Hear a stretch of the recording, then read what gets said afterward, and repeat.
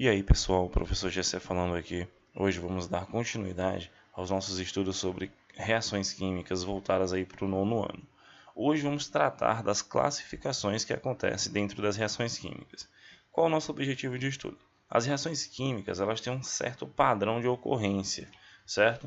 E aí, esse padrão ele foi sendo classificado. Cada reação, né, elas foram tendo esse padrão sendo conhecido e aí ele foi sendo classificado. Então, dependendo da forma que a reação química aconteça, eu posso classificá-la.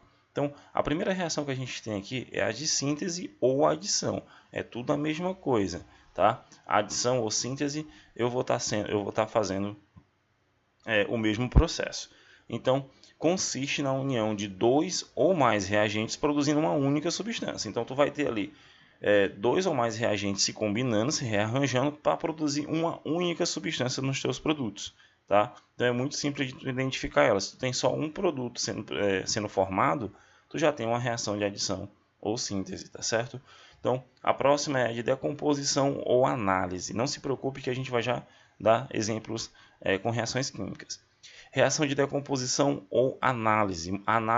Esse nome análise é muito utilizado em algumas questões, porque decomposição a galera já conhece. Então, quando eu estou decompondo alguma coisa, né, uma reação de decomposição, é ao contrário da de adição. São aquelas nas quais uma única substância gera dois ou mais produtos. Então, tu vê que é o inverso da anterior. Tá? Se essa daqui forma uma única substância, de duas ou mais forma uma única substância, essa única substância, ela vai gerar dois ou mais produtos. Então, é o caminho inverso.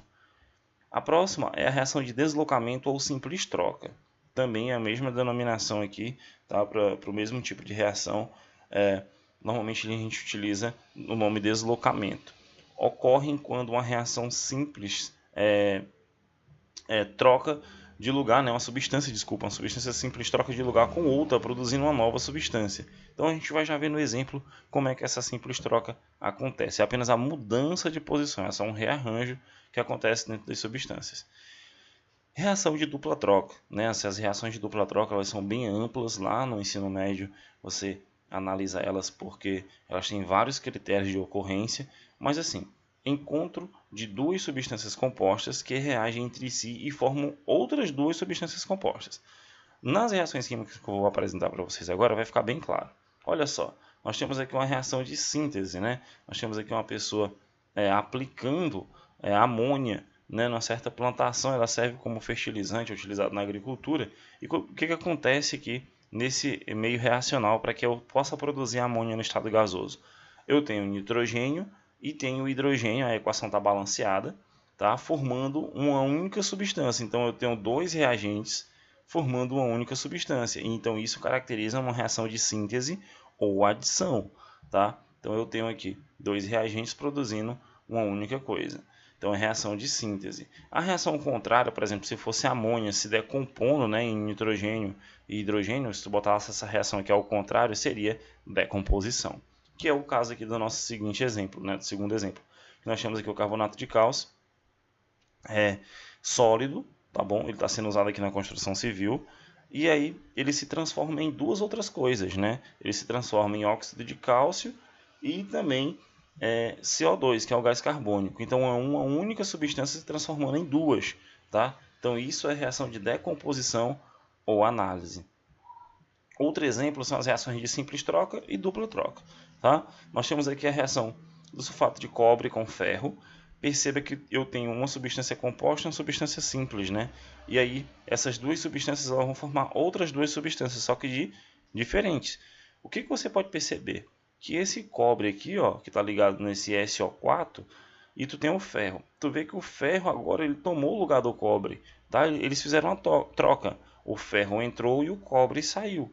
O cobre ficou sozinho aqui, ó, e o ferro tomou o lugar dele, tá bom? Porque o ferro ele é mais reativo do que o cobre, ele vai lá e toma o lugar, tá bom? Então, quando tu tem essa simples troca, é um único átomo trocando de lugar com outro, eu chamo de simples troca. Então é muito simples de você identificar. Tu sempre vai ter uma substância composta, como essa daqui, e uma substância simples. A próxima é a reação de dupla troca. Aqui nós temos a formação de precipitado, como a gente viu lá na ocorrência das reações químicas. Eu tenho aqui o nitrato de chumbo, uma substância composta, e eu também tenho o iodeto de potássio. Tá? ele tem aqui dois tipos de átomos, né? Aqui tu tem vários tipos de átomos dentro da substância. E o que vai acontecer? Eu vou ter a troca também de posição. Tu percebe que esse K aqui, que é o potássio, ele troca de lugar com o chumbo, tá? E o chumbo vai para onde o iodo, tá? E o potássio vai para perto aqui desse grupo em O3. É isso que acontece aqui, né, nessa situação. Não é como a simples troca. A simples troca, tu tem apenas um átomo mudando de lugar com o outro, tá? E aí, esse aqui tu também tem um átomo trocando de lugar com o outro, mas tu forma outras duas substâncias compostas, né? As duas são compostas. Aqui não, tu tem uma simples e uma composta. Aqui tu tem as duas compostas. Então, quando tu vê reações completas assim, duas substâncias compostas formando outras duas substâncias compostas, eu tenho reação de dupla troca, tá bom? E é assim que a gente classifica as reações químicas, é muito simples de tu analisar, tá?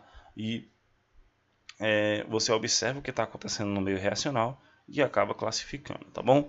Então a gente fica por aqui com a classificação e até a próxima aula.